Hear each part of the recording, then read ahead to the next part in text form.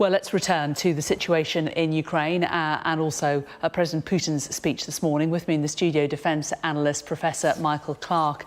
What did you make of what President Putin had to say, Michael? Yeah, well, Jane, it was full on. It was the argument that we know he's made, that Russia is actually fighting for its survival. And he's justifying the sacrifices that the Russians are going to have to make by saying that this is a real struggle for our existence. Russia is now fighting against the whole of the West. And he was really saying, you mentioned the oligarchs, and said, well, if the oligarchs lose their property abroad, so what? They ought to come home. And he's really talking about bringing everybody back into the tent, bringing people around him that he needs. And so, you know, there are people in the front row like Patrushev, who's really important. That's Patrushev just there. And he's the national security advisor, but he's the ideologue. Patrushev is the man who's inside Putin's head. And my goodness, the things he has believed for the last 30 years would make your hair curl. Astonishing. And so he's there. And what Putin's really saying, I mean, people like, you know, him and Bordnikov and Kovalchuk, the banker, the billionaire banker, these are the people that Putin gets around him. And he wants the other oligarchs to actually come back and get on board with the national struggle. That's really what he's saying. Quite an interesting element. You wouldn't have expected him to talk about the oligarchs, but he did, and he turned it into a sort of matter of patriotism.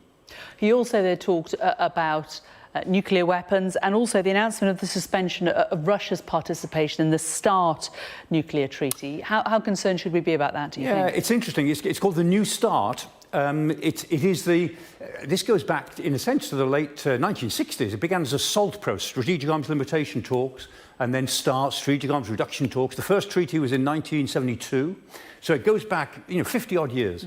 And the New START was concluded by Obama in 2010, with Medvedev there when he was president, and it came into force in 2011.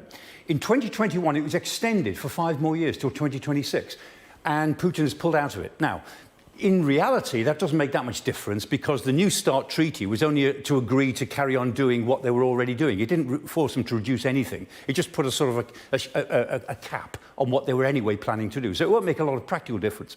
But symbolically, it's quite important because the whole strategic arms process, this agreement between Russia and America on their intercontinental ballistic missiles targeted at each other was like the tip of a pyramid. And underneath that pyramid were deals on tactical nuclear weapons, intermediate forces, on conventional forces, chemical weapons, biological weapons. There was a great pyramid of arms control, all based on the fact that there was this thing at the top between the two superpowers.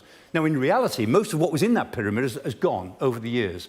And it left the tip, as it were, presiding over almost nothing. But to lose it means that it will be much more difficult now to build that pyramid up again at some time in the future. So, symbolically, quite important. In practical terms, won't make any difference to their nuclear arsenals. OK, but what about what is actually happening on the ground? We're reaching that one-year anniversary. Yeah.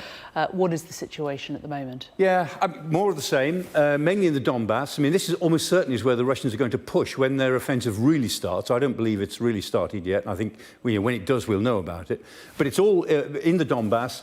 And 3 particular places that we've mentioned many times. Crimea in the north, which is the Russians have to hold Crimea, and they're pushing back with numbers of troops, not with any great skill, but they're pushing back and forcing the Ukrainians to give ground in Crimea. Bakhmut, they may take that by the end of the week. They've got almost every route to Bakhmut now covered, if not actually physically occupied. I suspect the Ukrainians may have to withdraw from Bakhmut, but they might hang on beyond the end of the week in order to prevent the Russians getting the benefit of an anniversary victory. And then mainly in Vuhledar, the Russians have lost an enormous number of troops. There have been 2 major battle tactical groups there, almost, and 2 good ones as well, the 155th and the 40th Marines. And they seem to have lost most of them, which means that they're combat ineffective, which means that they've lost more than 30% of their troops. That's the normal definition of being combat ineffective. And our MOD, our defence intelligence people in London, say they've become combat ineffective. So very expensive for the Russians, but they're pushing on areas that they used to control. There's nothing new in this. They're just expending a lot of manpower and blood in order to keep the Ukrainians fighting. And I think the real offensive will start sometime, in the next few weeks. Hasn't started yet, in my view.